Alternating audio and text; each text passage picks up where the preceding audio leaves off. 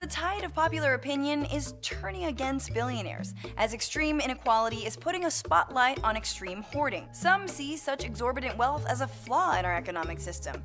This world has some problems that we need you to drop everything and solve. So go ahead, take your pick from the world's worst buffet. Economic inequality, that's a problem. How about the refugee crisis? Massive global insecurity, climate change, pandemics, institutional racism, a pull to nativism, fear-driven brains working overtime.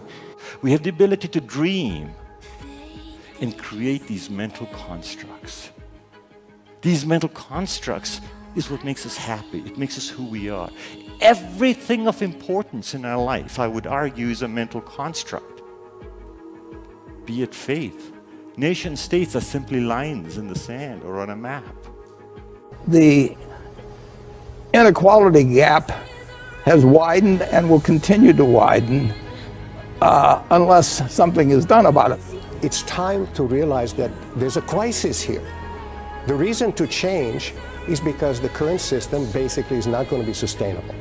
Either politically, at the voting box, or in the streets, people are going to say, enough already. That's why understanding the problem is so important. People have had it. 18 of the richest people in America calling on the 2020 presidential candidates to tax them more. We're creating a super class so far above the vast majority of people that they don't share the same planet anymore. 47% of American people can't cope with a $400 emergency. I don't think that the people who are on their private jets or living in incredible riches can even begin to digest what it means to not have $400 for an emergency. I mean, that's just couch cushion money for them. The problem has gotten worse. It's not sustainable, folks. So actually, free enterprise capitalism itself is at risk because people are saying, hey, the system is broken. Capitalism is no longer working, it's broken. So whose responsibility is it then to fix it? You pointed out a very scary situation here. Is it corporate America's responsibility to fix it? Is it the government? Is it individuals in this country through philanthropy? Who's going to solve this? I think it can't be done in a fragmented way. I would say the leadership, whether it's the president or state leaderships and governors and so on, has to take an approach where it's a come-together approach. And how you sleep at night when you go home with what translates into about $22,000 an hour, when the people at $15 an hour, you know perfectly well can't make ends meet. And add to that an American political system that's failing. We've got congressmen on a 2-year election cycle who are incentivized to think short-term and simply do not engage with long-term problems. And add to that a media that thrives on scandal and people with their pants down, anything to get you to tune in so they can hawk you products that you don't need. And add to that a banking system that steals people's money. It's all right, I'm not running for office. By the way, while I'm on this, let me just say this to the bankers, specifically the ones who brought you the biggest heist in history. It was theft, and you knew it. It was fraud, and you knew it. I think it also shows you that it never begins with politicians. It only ends there, just like it almost ended with Nixon. But it will never start there. Turn toward the problems you see.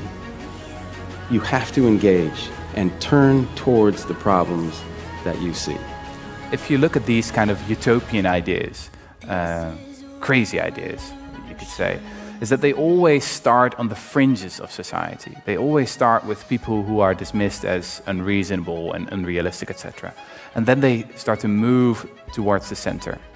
So if you think about it, if we live in a true democracy, and a universal basic income would benefit 85–90% of Americans from day one, like that, then what is stopping it from happening? It passed the House of Representatives in 1971 under Richard Nixon. 1,000 economists signed a letter saying universal basic income would be great for the economy and society. So what's plaguing us right now is really a lack of will and vision and imagination. There is absolutely nothing stopping the American people from adopting universal basic income. Universal basic which is the individual right for every citizen to unconditionally get an income from the state on a regular basis. As a capitalist, as a business owner, I demand that out of my leader. I am willing to pay higher taxes for that. Without it, we will destroy the fabric of society as we know it today.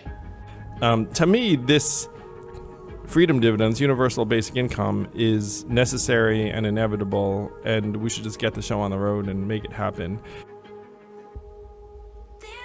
And so you and me together have to start this revolution, which is, let's think of work to take us to our highest aspirations and bring us meaning. And let us demand from our leaders this notion of universal basic income. We have to change. We have to demand that for our leaders. Because our species, while being in the golden age, can move a lot further, a lot farther, a lot further.